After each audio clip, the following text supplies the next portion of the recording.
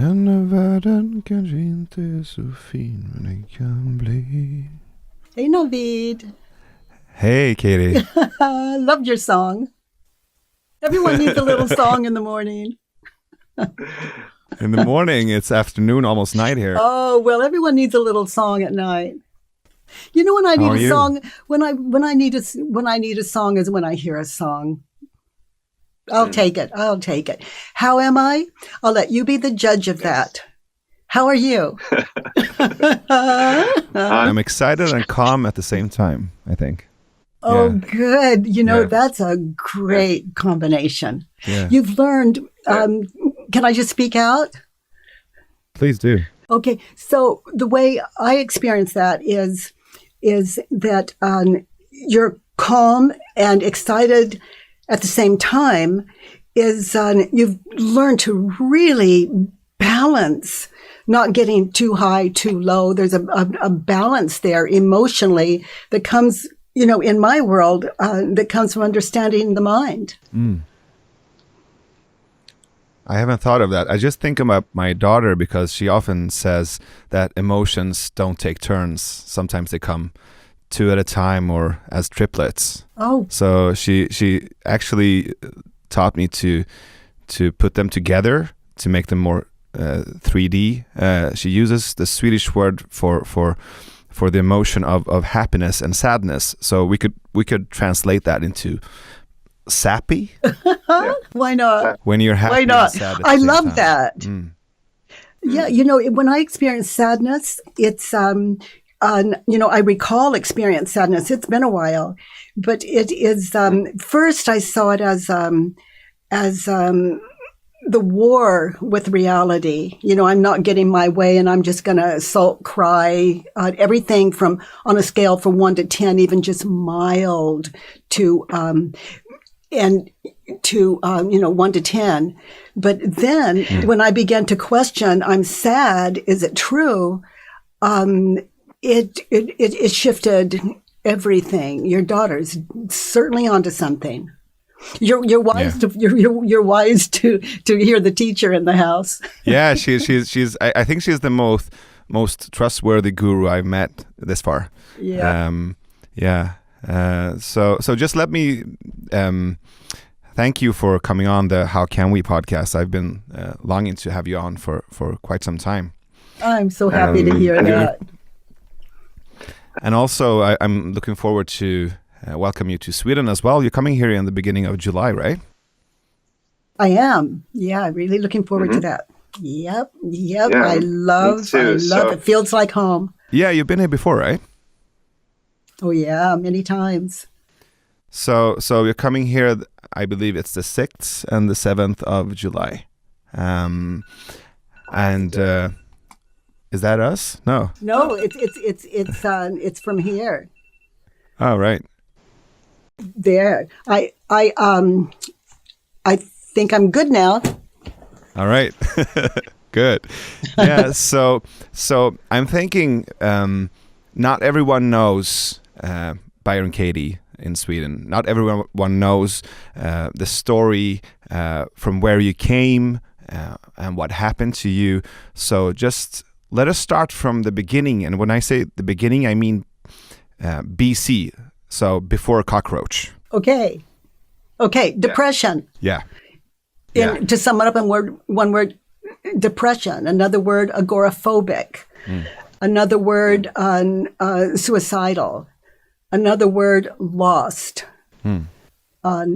Just the suffering, you know, waking up in the morning to just notice that I was awake and I was breathing, was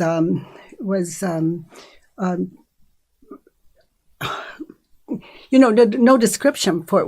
We all have, we have all suffered, and you know, to what degree. What I've come to experience is it doesn't matter. Suffering is suffering, and there's a way out of suffering, and that's what I was gifted. You know, a way of seeing that way out, a simple way where I could support others to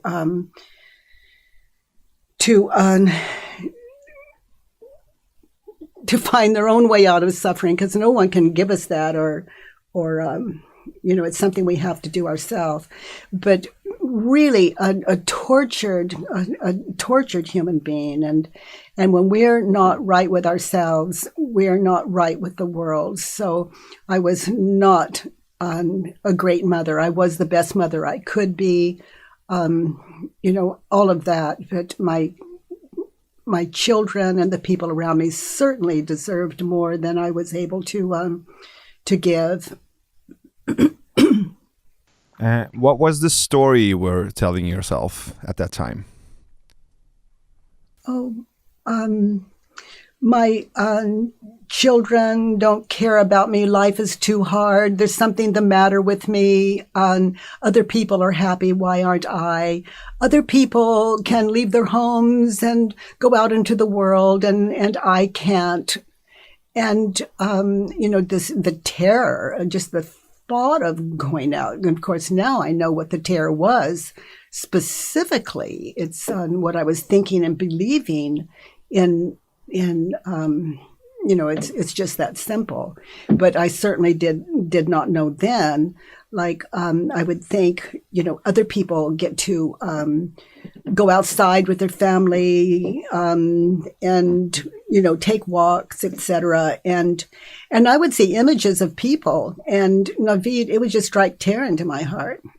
Just another person looking at me, and of course, it just felt like a big ball of fear. I can separate it out for you in response to your question, but it was on and on and on. I know that I know that's such a funny phrase, but I recall a time when my children and husband talked me into going somewhere with them, and I didn't make it. I didn't make it. I don't know, just, let's just say for the sake of it, 5 or 10 or 15 blocks, and before I was just screaming in the back seat floorboard, take me home. And then something happened, right? Yes, then something happened. As I lay sleeping on the floor, my self-esteem was so low, I didn't believe I deserved a bed. So I was sleeping on the floor next to my bed, and in hindsight, I could see a cockroach crawled over my foot, and it woke me up. And it woke me up in 2 ways. One is like we wake up every morning, you sleep, you wake up. But then I was asleep. I woke up, but there was no identification. And as though I woke up with such a start, there was this, the mind could not catch up with it. And so in that space, I saw how I created my world, which is the only world that I'm allowed to live in. We all have our own way of seeing the world. That's what I mean by that. But I woke up, I saw how I created the world. I saw how it was created. And it was, in that moment, all the suffering was gone. And in place of all that darkness was an experience that I, in hindsight, had never experienced before. And when I say in hindsight, it's identification has never come back since, that's been over 30 years, but it's never come back other than a representative, we could say, of identity that can never be me or mine. And so I saw that when I believed my thoughts, I suffered. When I questioned my thoughts, I didn't suffer. And I've come to see this is true for every human being. And what thoughts in particular do you reckon is important or valuable to question? Because I hear you talk a lot about freedom from suffering, right? Mm-hmm, mm-hmm. I don't hear you say freedom from pain. Well, even pain is, it's either remembered or exaggerated. So where's the pain? And I hope that doesn't sound trite, like pain doesn't exist. I'm just inviting people to notice. This would not be a friendly universe if we were inflicted with pain. There is a way out of that kind of universe, that kind of world. And for me, in what I was shown was inquiry. And I love, Navid, there's so many beautiful ways for people to get free. And this is just one that I invite people to add to their repertoire. And, for example, what thoughts? I hear you ask a couple of times. So, if you're a meditator and you're still, let's say in the morning, you're sitting in your practice of stillness, and what interferes with that? It's silent, and the most beautiful things are shown to us in the silent. But then, I wonder when the alarm's going off, I'm going to be late for work. I really should have done this or this or that rather than sit here this morning. I wonder what's going on in the office. I won't have time for breakfast this morning. And then, one at a time, they can just kind of ease in, and so they're filling those thoughts are filling the space of that stillness. And for me, that's what I invite. I write those down. I won't have time for breakfast, and then go back to the stillness. I wonder what they're doing in the office. I might write down there's an office, and whatever judgments that arise. And then you may know that I have a simple way for people to identify those thoughts as they're sitting as well. Just meditating in a specific situation. Maybe one of your listeners has had, or viewers has had an argument with their partner, their child, or someone in the office. But, that argument, when people go to byronkatie.com, they can find out what exactly, free of charge, to do with a judgment like that. And it's with judgments like that. So, they're questions from 1 to 6. You just meditate in the situation where that argument occurred, for example, and identify the thoughts you were thinking then, and bring them into the present moment now on that worksheet. And then question them from that experience. The fourth noble truth in Buddhism, as I understand it, is there's suffering in the world, discontent, and I think we'd all agree with that. And when you consider time, and the second noble truth is there's a cause to the suffering. Well, when we go back into that, meditating in that past situation and the argument, and we're identifying what we were thinking and believing then, that was the cause of our suffering then. It was the cause of discontent. And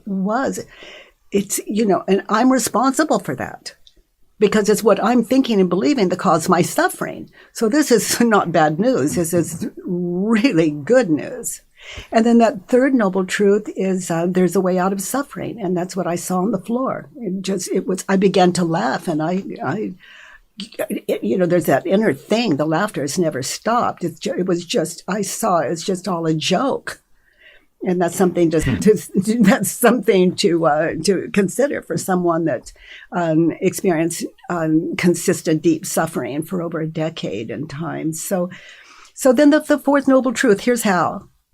And the work is what's shown to me. So that's what I'm, I know my job well, and that's what I do. And as long as there's an invitation, I continue. So when I'm listening to you right now, I'm thinking about something that just popped up in my mind a few weeks back, and it was something along the line of, it's hard to get the joke when you're the punchline. Uh-huh. Oh, have you been listening to Amigo the Devil? No. Oh, really? Oh, you have to look him up. He's a songwriter, and that's almost word for word his lyrics. Right. So what I'm thinking is you said that this is some kind of a joke, and that you were freed from suffering.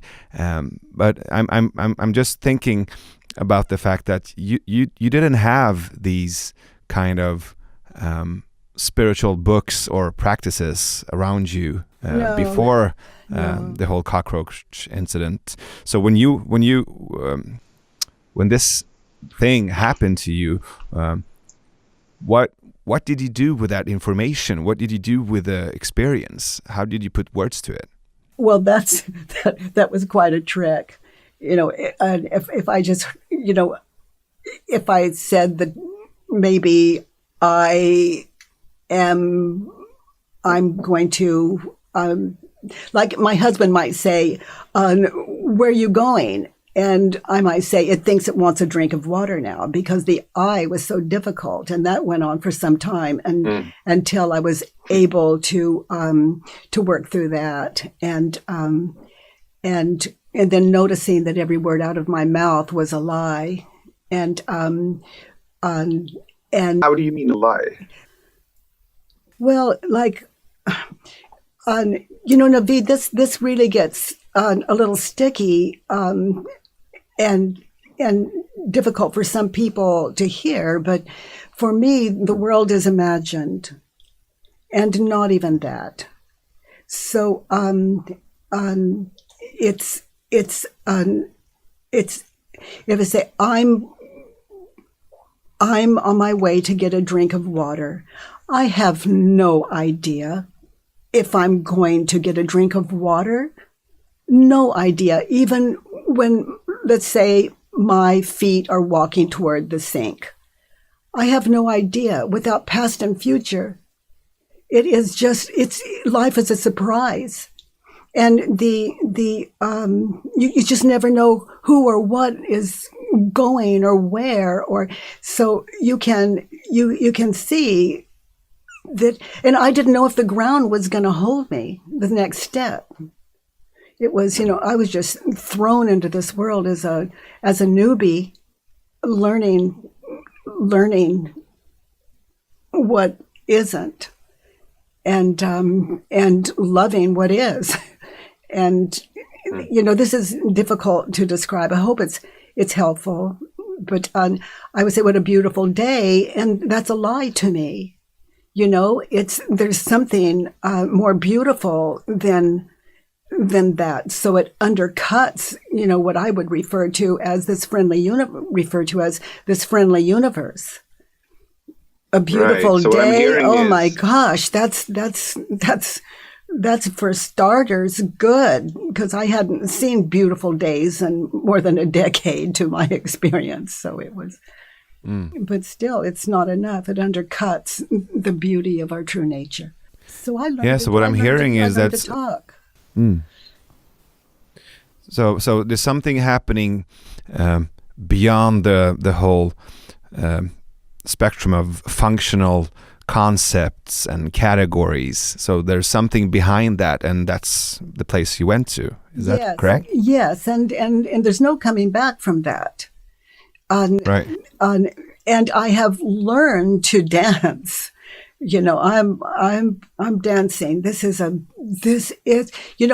one way of saying it is, I don't care if it's real or not. What an amazing world. What a beautiful world. Flawless.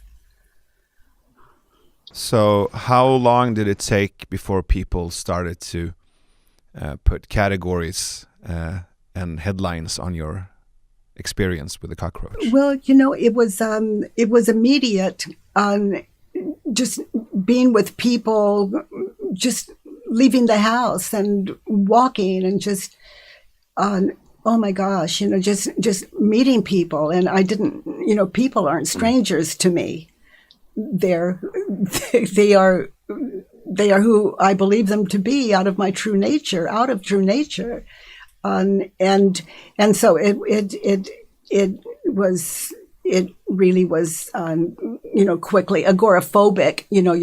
Your shades are pulled, your doors are shut, and you don't answer your phone, and you don't get out of bed, and oh my gosh, and then when you get out of bed, it's just like, oh my God, it's like the depression, and so my door was open and my windows, the sun was shining through, and it was a fearless state of mind. Fear is any future imagined, and depending on what we're thinking and believing in that state of mind. And that's why I invite people to inquiry. And to identify your thoughts from situations in the past, put them on paper and question them. And again, that worksheet is on there are just 6 questions to fill in, and it works really well. And then there's 4 questions to sit in and meditate in as you look at each of the judgments. So you've been mentioning the 4 questions. Could you please tell us what they are, and could you just describe them a little bit? Yes. For example, if I had the thought, consider an argument that you've experienced maybe, and one of the judgments you had on that person at that time. Should I do that right now? Yeah, I'm upset with that person because he or she, I'm upset with her because, or I'm upset with him because. And then anchor in that situation in your mind's eye. Right. Okay. So what was the judgment? So the situation was a few months back, my fiance chose to leave me, and the judgment was she shouldn't have. She shouldn't have left me. So she should not have left you. Now look at that situation with her. Is it true that she should not leave you? In the situation, it was true, yes. Okay. Now, can you absolutely know that it's true that she should not have left you? So now we're meditating in that question. Just taking it in, and we're just looking at it again. And the answer for your viewers is or listeners is the answer to the first 2 questions. There are only 4. The answer to the first 2 questions is either yes or no. And you just have to wait to be shown as you look at those images of past, future, out of that moment in time with her.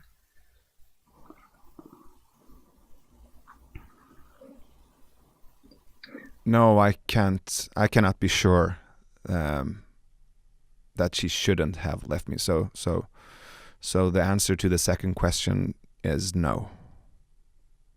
Okay, so just feel the no.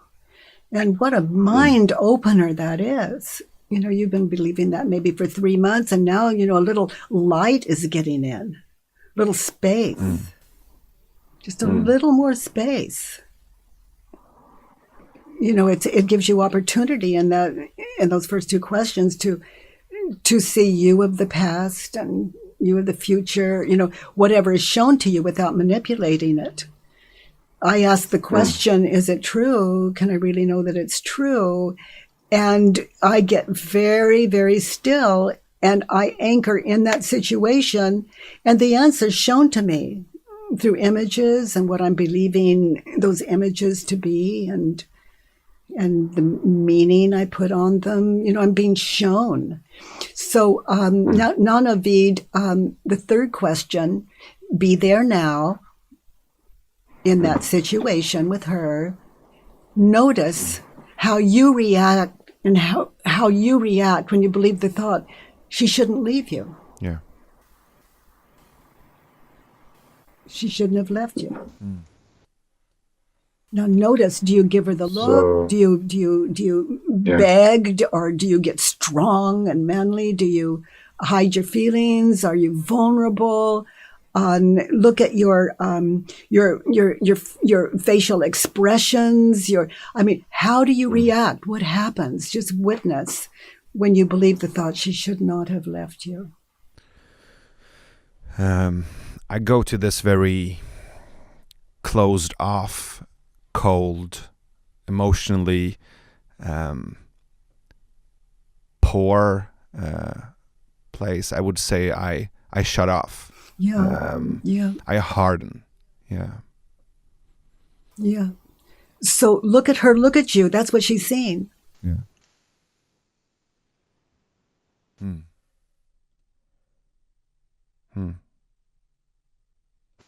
Right. So she sees me shutting off, right? Mm-hmm. Well, if you can see it in your mind's eye, and you're being authentic about it, in other words, as you're seeing it as closely yourself as closely as you can in that situation, you're the only one that can. Then she's watching the same thing in that situation, time and place. Now go to a doorway, like as though you're just standing in a doorway watching that. Now watch her watch you.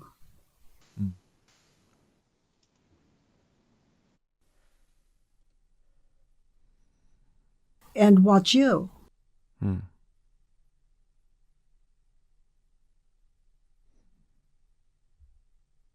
watch how you treat her when you think the thought, she should not have left me. Right. Okay, you see it? So in that situation, this is the last question, in that situation, who would you be without the thought, she should not have left me? Now, look at her without putting, like Post-its, we write messages on and we put them on the refrigerator or something. Just take that off of her. She should not have left me. And look at her. Look at her, look at you, and just stay there until, a little compassion, a little, just notice. In other words, yourself is just dropping out of it, and you're seeing her without your story onto her. Right. So when I believed the thought, she shouldn't have left me, I was shutting off and I was punishing her. So when I no longer thought that, I could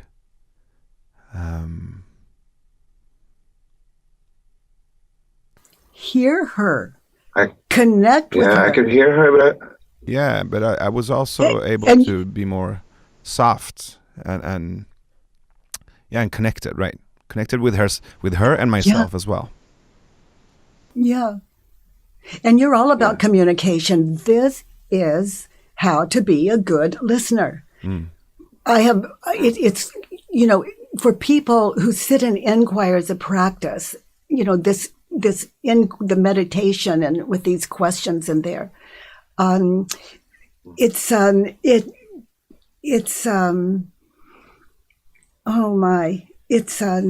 selfless way of living life. And it's also a fearless way of living life. And in that, we are the best communicators. It's like it's all there. I mean, your whole communication is there now.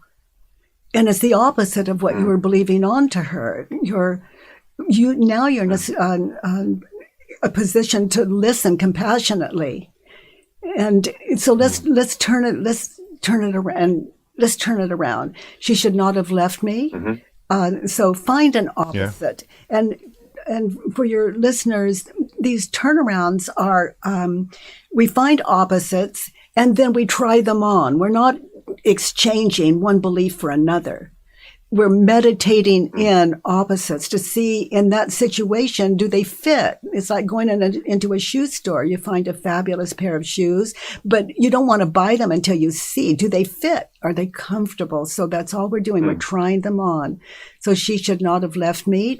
Find an opposite. What would that be? Right. We're going perspective shopping. Okay. Yeah. She shouldn't have left me, so she should have left me. Okay, so what's an example in that situation? She should have left me. If that's the conclusion she's drawn, and if that's what she has, if that's an insight or a decision she have reached, so she should leave me. If that's what she believes, that's exactly what she should do, right? Yeah. Yeah. Well, it's is that right? If that's right with you, just experience it, feel it through all of these 4 questions and turnarounds, the emotions, the emotions are what we feel first, but we really don't experience emotions until until we're believing the thought and seeing the images of past future that would be like cementing them in a way that we would believe against our nature anyone is off base. When we consider what they're thinking and believing, if I believed what that person believed, I'd do the same thing. We don't believe on purpose. It's like we're robots just walking around with these things that we have, these thoughts we have and beliefs we haven't tested for ourselves. No one teaches us how to think for ourselves. Well, I would say how to question what we believe and go beyond what we believe the world to be and people in the world to be. She should not have left me. She should have left me. And look at you in that situation. Is that and how you reacted when you believed the thought is, how often does she experience that? And it's not right or wrong. We're just noticing. You're meeting the partner she was with all that time. Right.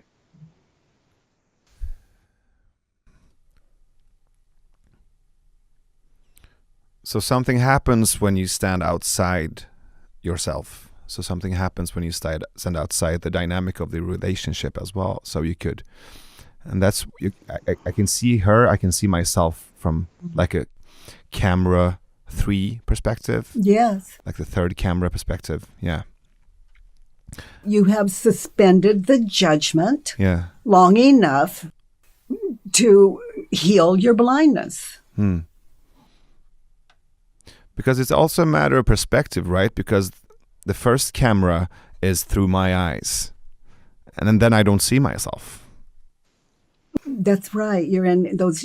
She should not leave. She should not have left me. How do you react and believe the thought? You see images of a future. You don't even know it's going on. You see you alone, you without her, you know, and the inconvenience in your life, or the lack of love in your life. You see those images of you without her, and all of that. And people don't understand that the cause of suffering. But when you believe, the ego is going to offer that up, or it cannot keep identity.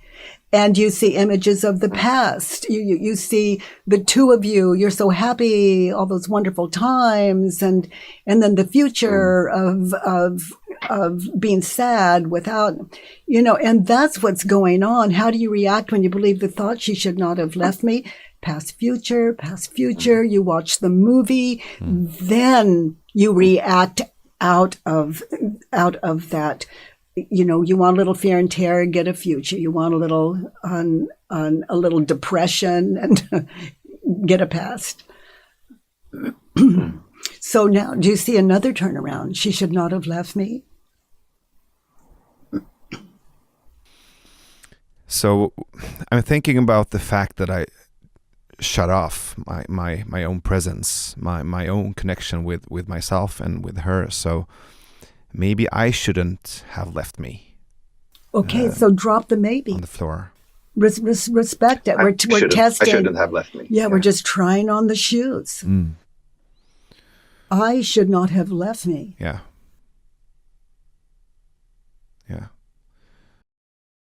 And you did. You know, there you were in the past, there you were in the future. It's all about you. And I mean, look at that image.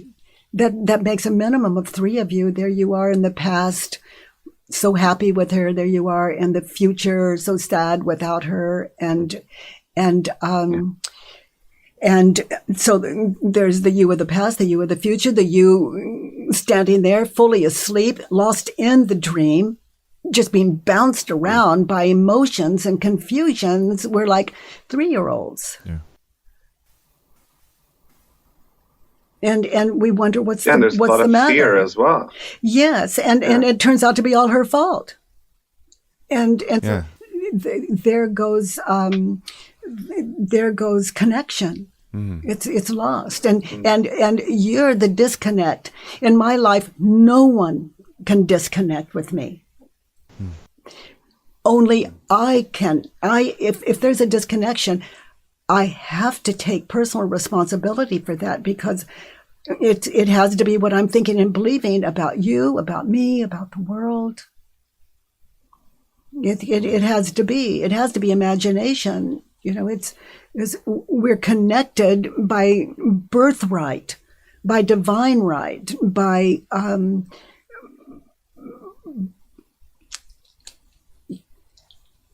we're seeing it clearly here. You were together, and who separated you? Was it her?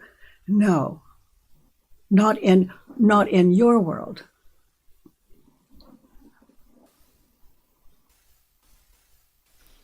You're the disconnector. And so there's a lot of emphasis on responsibility and on the individual, right? Well, if I'm to have this.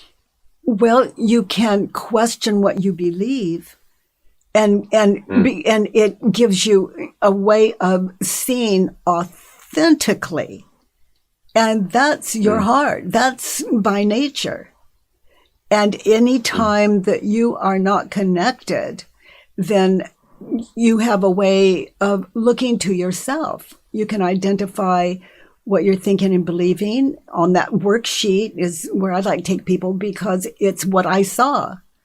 You know, it's on the worksheet to fill in those 6 things are: I'm angry because, and I want her to, and she should or she shouldn't, or I need her to, and I don't ever want to, and she is not fair, and done. In that situation, it's a way of collecting the cause of all of our suffering and disconnect. So we write it down, then we question that, and the entire process. You can't fill in a worksheet like that with it takes stillness. It takes stillness. So meditators, this just goes into that brilliant way of being and noticing, and it's for people like me, you know, in a hurry, just cutting to the chase, looking to myself. Okay, she should not have left me. I should not have left me. Do you see any other opposites? Any opposite to I shouldn't have left? To she should not have left me. So that's all I see. Yeah. The 2 you found, that's all I see. Yeah. And maybe your audience can see more. That very often happens. Now, it stems from a more general concept of people should not leave me, right? Yeah, and of course they should, and I mean, so that could be a turnaround as well. So people should leave me, if they like to, if they want to. So she should leave me was your opposite, was one of your opposite.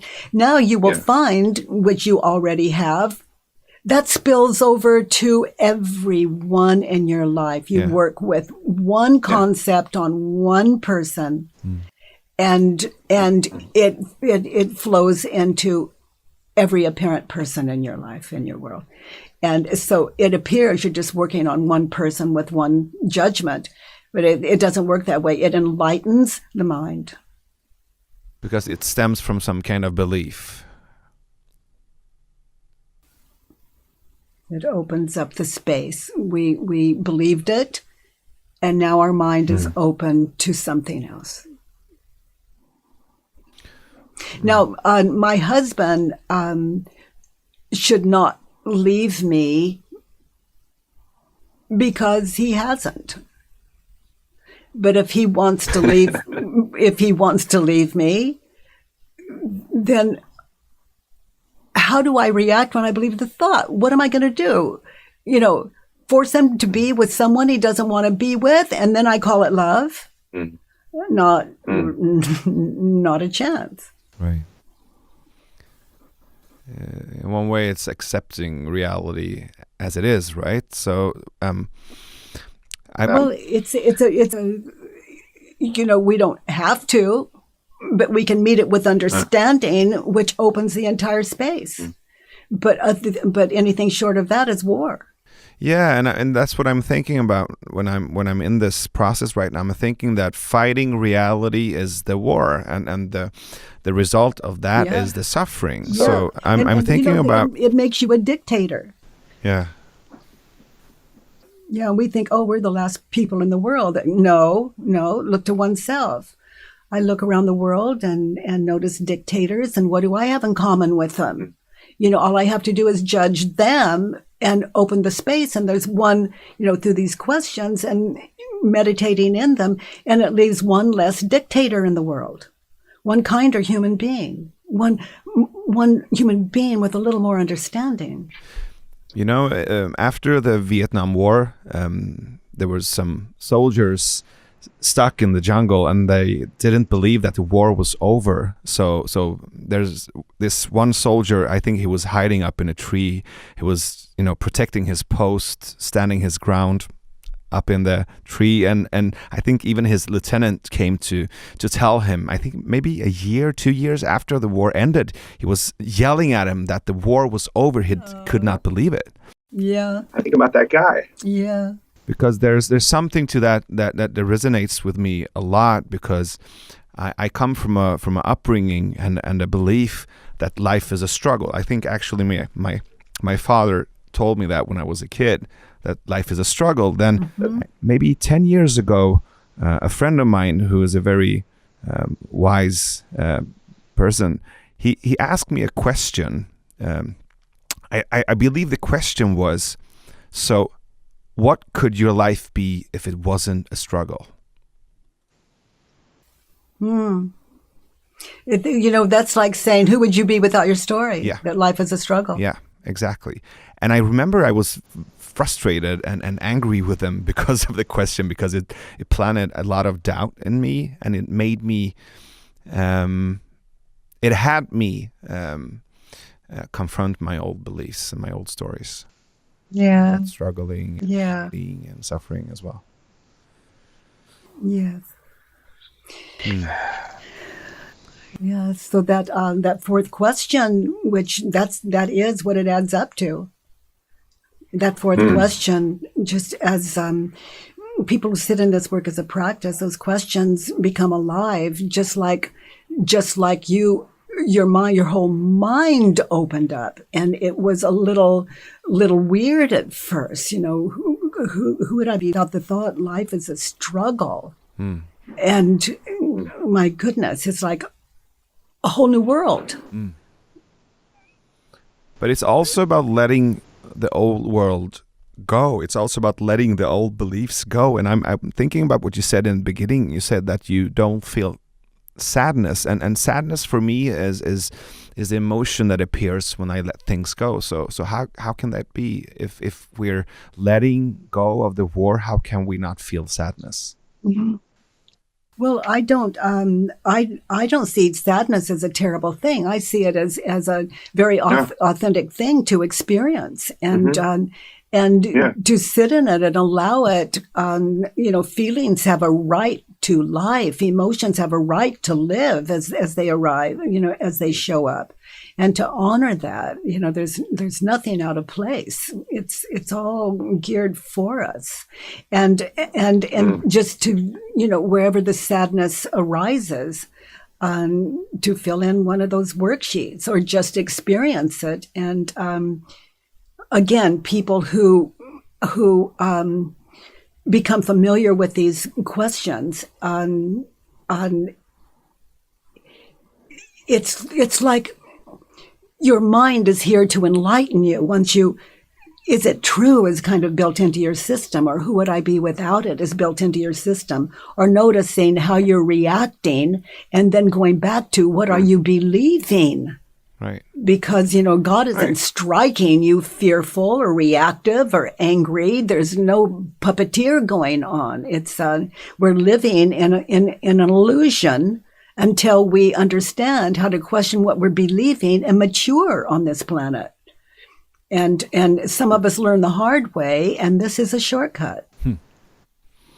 So it's not about not feeling the sadness, it's about not identifying with it and not believing that it's true, so you can still sense it, right? Yeah, well, what it's about for me, if I'm feeling sadness, if you're feeling sadness, don't you want to know the source? Well, the source is what you're thinking and believing. There it is. And then you just bring that source onto paper and just meditate in, is it true? How do I react when I believe the thought? Who I'd be without it? And then to turn the thought around, test it, try it on, wake you up. Yeah, I hear you talk about waking up. Do you believe that's what happened to you with the whole cockroach situation? I don't judge it. I just I honor it. I respect it. I keep it alive. I've met people who have had at least experiences at least as powerful as I describe, and they want to know what happened. I lost it, but I was gifted with a way of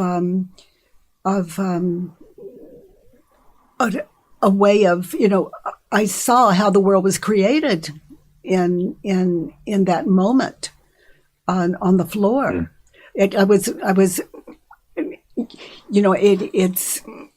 It's no identification whatsoever. And then I saw there was a window, and then I saw there was a ceiling and a floor, and out the window there were clouds, and I began to laugh. It's just like I saw what created it. I was completely unidentified, and everything else was too, until I believed it existed and named it. You can't have both. Like, you have an image.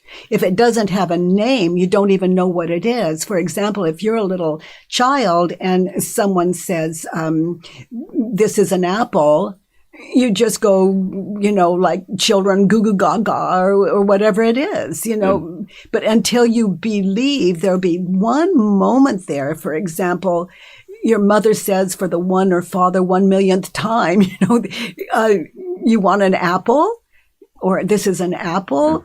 And then the moment you believe you've seen your first apple, you may be 4 years old in time. I mean, you can't take that experience out of your head and touch it when you were believed that she shouldn't have left you. You can't touch it. That's not real. That's not reality. So I'm actually questioning the name of the situation or the framing of it or the added value to what it is, the category of the experience. As with the apple, the apple is there, but it doesn't need to be named an apple or judged as an apple, right? Well, you have to believe you're a you before you can see any object, any apparent object. Yeah, right. All right. Yeah. Got you.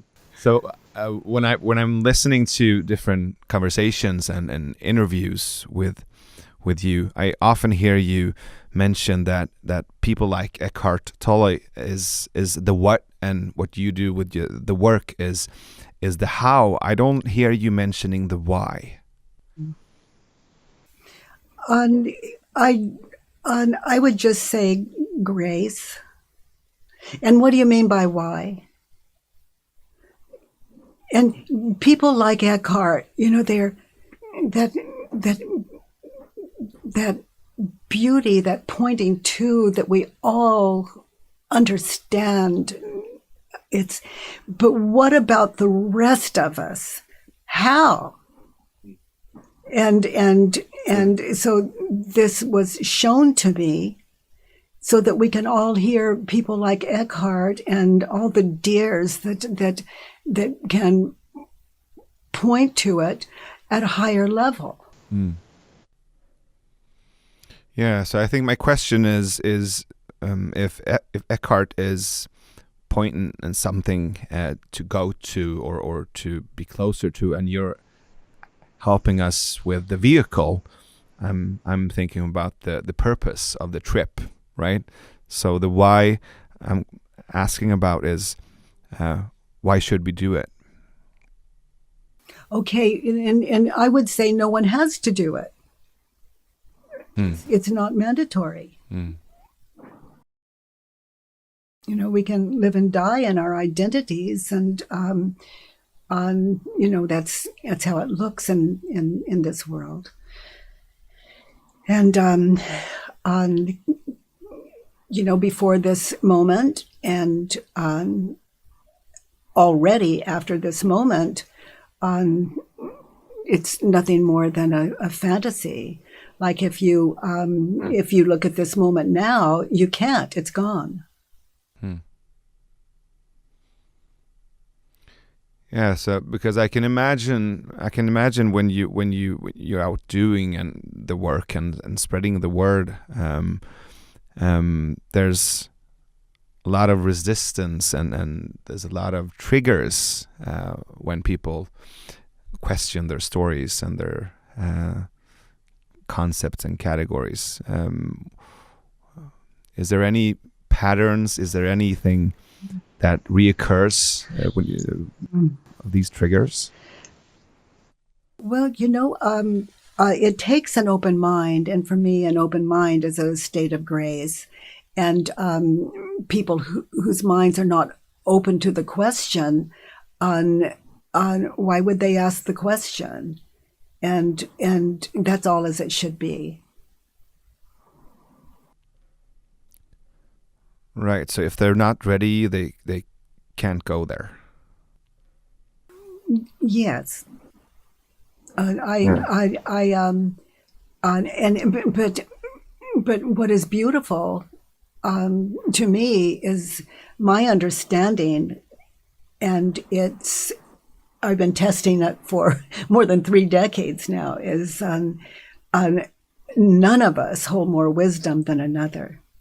It's just that what we're believing over that, it's like fog or smog or fake news, like she should not have left me. It turned out to be fake news. Or life is a burden. It turned out to be not as true as in my life. I've come to see that life as a burden is laughable. You'd have to have a pass for that.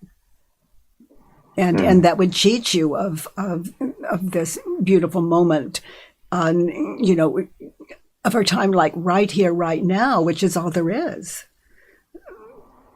So not to miss it. I heard you tell a story once in a podcast, which was very fascinating to me, because there was this man who visited your house with an axe, who had a different perspective of your work, right? With an axe, a gun, yes.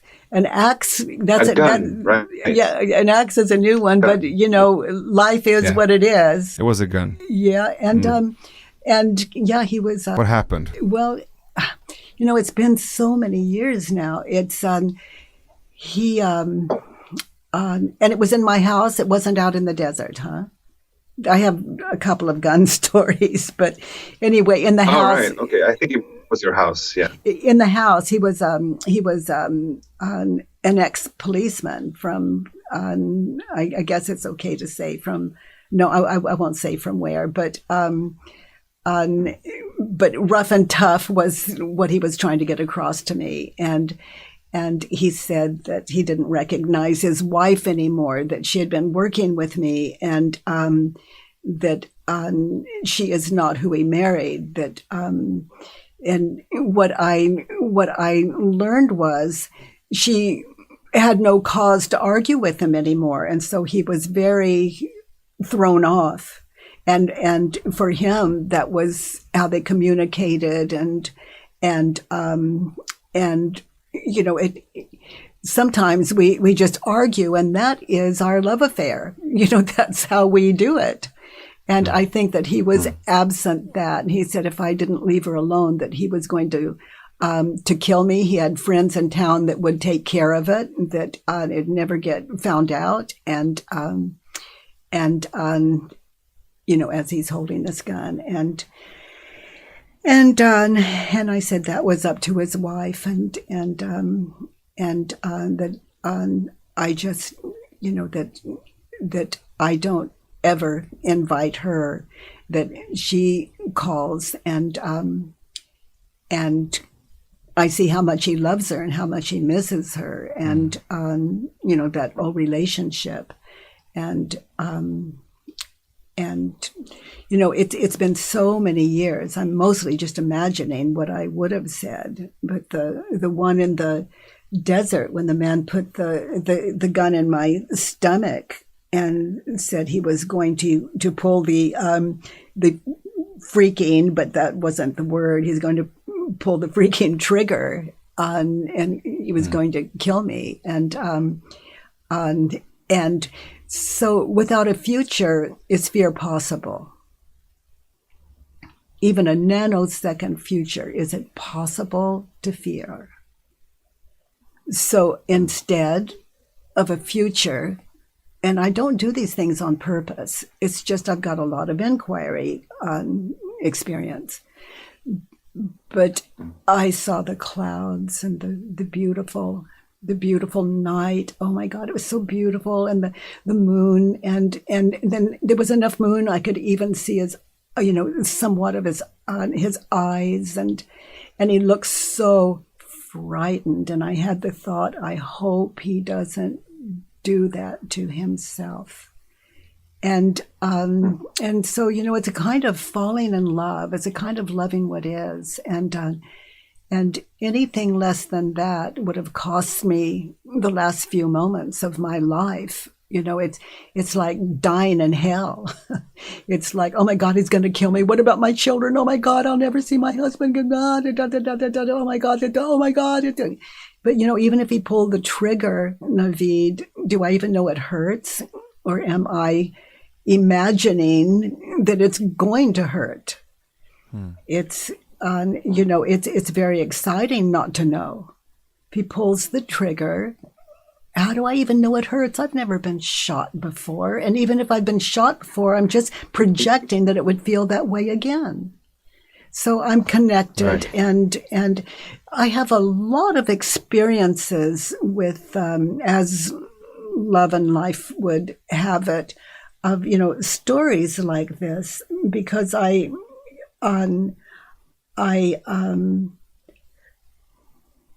not careful in my life, and so I have the privilege of meeting us as we are, without trying to change it or manipulate it. I never hear you talk that much about politics or the whole economic game or the environment or AI or robots or anything. Well, we are virtual. Like, did you hear me say we are virtual? No.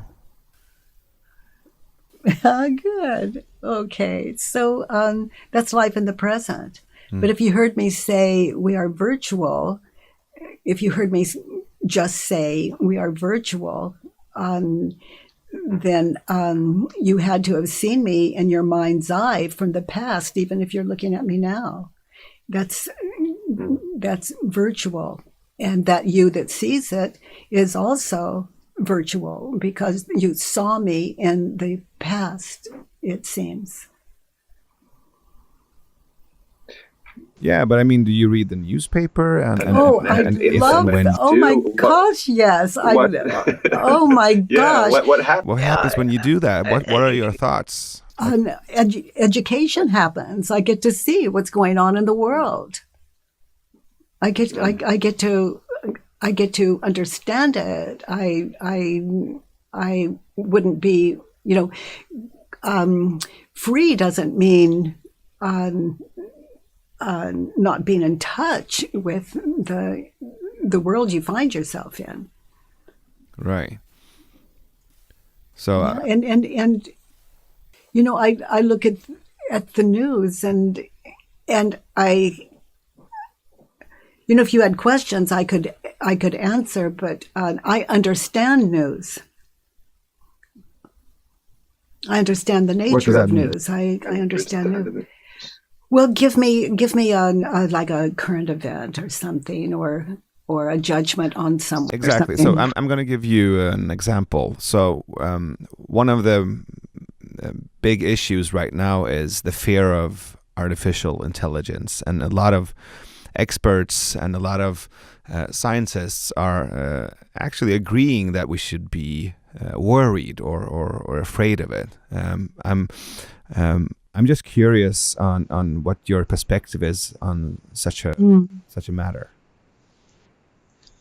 Well, I would say we could get a lot more done absent the fear. Then we come, those of us that are qualified, those people that are qualified and really, really, really smart in that area, not to fear it, but to do what they can do about it.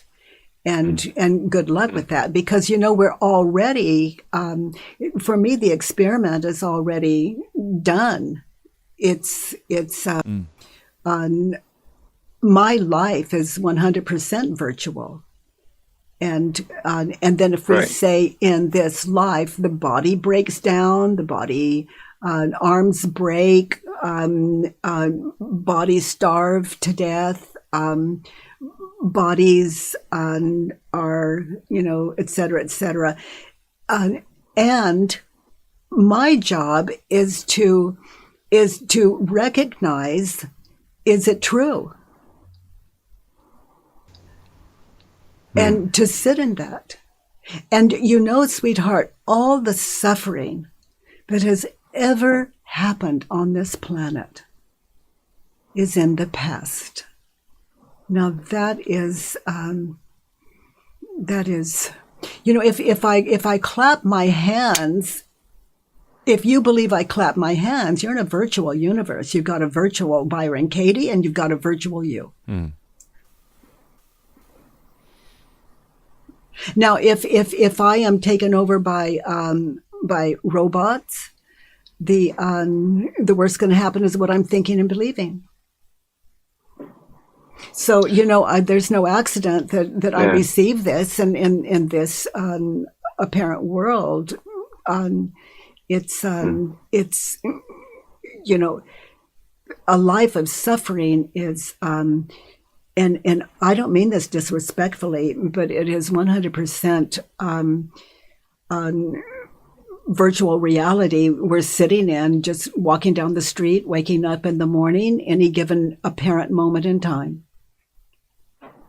So I'm connecting two things at the moment. I'm connecting what you said about the gun against your stomach in the desert, and I'm actually thinking about the fear of AI as a bigger symbolic gun put to the stomach of humanity, and your perspective is that it's basically the same thing.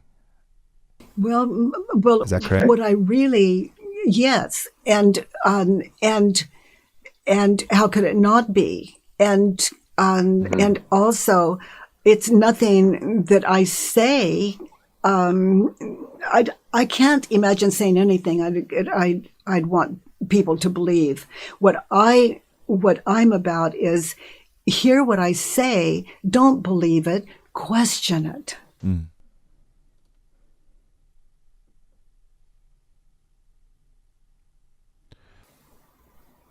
You know, do the work. Think for yourself. That's Do the work. Yeah, it's what it's about. The work meaning, you know, these 4 questions and opposites. And as one does, the work is looking back on thoughts and situations and questioning them. But I mean, when you're in the situation, yeah. When you're in the situation, are you prepared? You know, and that's what this practice will give you. You're prepared for it. Yeah, that's what I'm thinking, because it's so I wouldn't say it's easy, but it's easier to reflect back and question yourself in the situation, but also have the perspective, the third camera perspective of yourself afterwards, because it already happened. But the hard work is when you're there, right? Not when you're on Skype with Byron Katie or in a workshop with other people doing the work. It's when life happens, when you actually need to step into the fire. Yes. Are you prepared? And this is a daily practice, prepares us. Because, you know, when we're fearful, look how, like, let's say what you experienced with your, with this lady wanting to break up with you. Look at the look on your face. Look, you were adversarial. What does adversarial mean? Well, I'm not sure if I have the right word, but you were not receptive. All right. Yeah. And so let's say the work is your practice and she wants to break up with you. I mean, if you love her, aren't you excited about her being with someone as fabulous as you? Don't you want to meet him? I mean, that's amazing. And if you love her, don't you want her in your life? And don't you want to support her? Do you want to miss a moment of your time with her and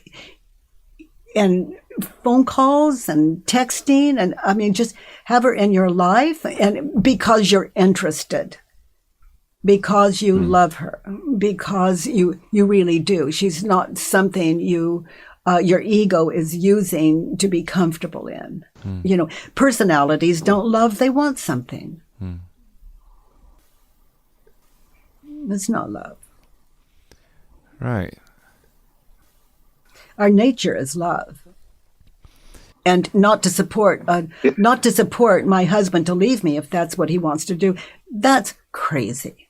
That's all about me.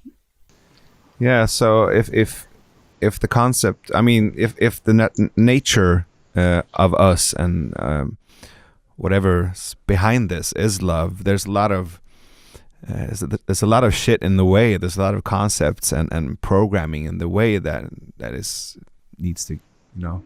But we could say, Navid, only in you. How do you mean?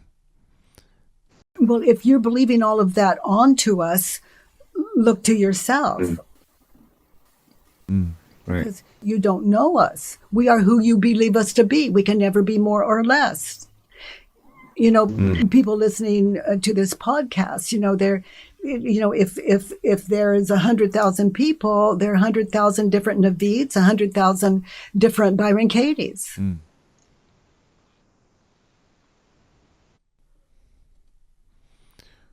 You know, I'm all about, do I love the world? If you know, it's like what I'm believing the world to be, I'm responsible for. If I'm not connected, again, I have to look to myself. I'm guilty of what of anything I would accuse another of being.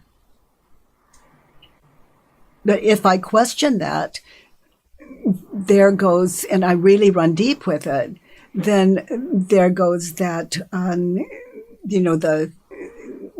there goes the world of a world of enemies, perceived enemies. And the last thing that I would want people to perceive as I'm talking is that this is something that we can make ourselves believe. It's like loving the world is something we can make ourselves do.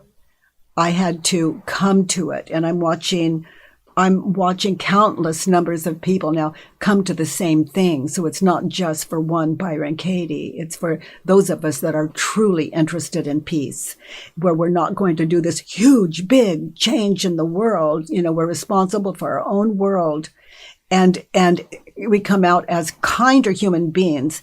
And the effect of that is immeasurable. So it's done from where we are, at home, in our job. And I can't get away with creating a mean-minded world without feeling guilt. And guilt is the cause of all the addictions we're experiencing in the world with our drugs and alcohol, etc. And it's when the work found me, it's like my insane choices quit me. The choices I was making around addiction just looked ludicrous, and that is the laughable. And it's and mine happened quickly. And I'm watching it happen all over the world. It's becoming a kinder and kinder world for people sitting in the practice. And I have a 9-day school for the work coming up in Europe too, and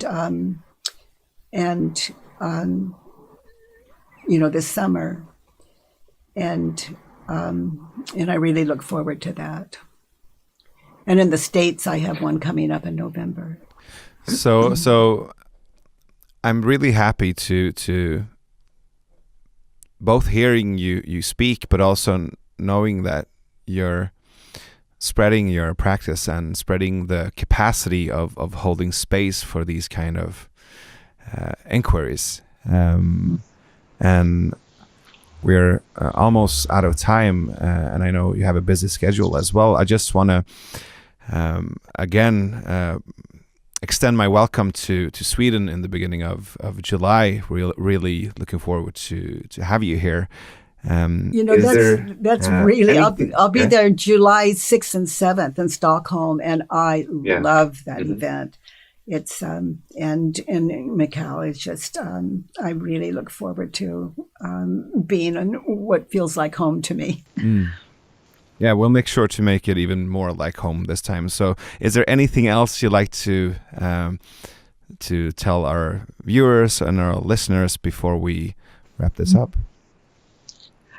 Oh, that love is the power. And anything I believe in my secret world, I believe about someone. If it's not connecting or kind, then I have a little work to do. And that no human being has more wisdom than another. So it's not something that you don't already have that these questions are taking you to. It's just making visible what you already know in your hearts. Just making apparent. Yeah, thank you for that. And thank you so much for being on the How Can We podcast. Oh, thank you, Navid. You are so much fun to be with, and I loved your questions and my time with you. So be well, my friend. You too. Take care, and I see you in Stockholm. Okay, I look forward to it. Thank you.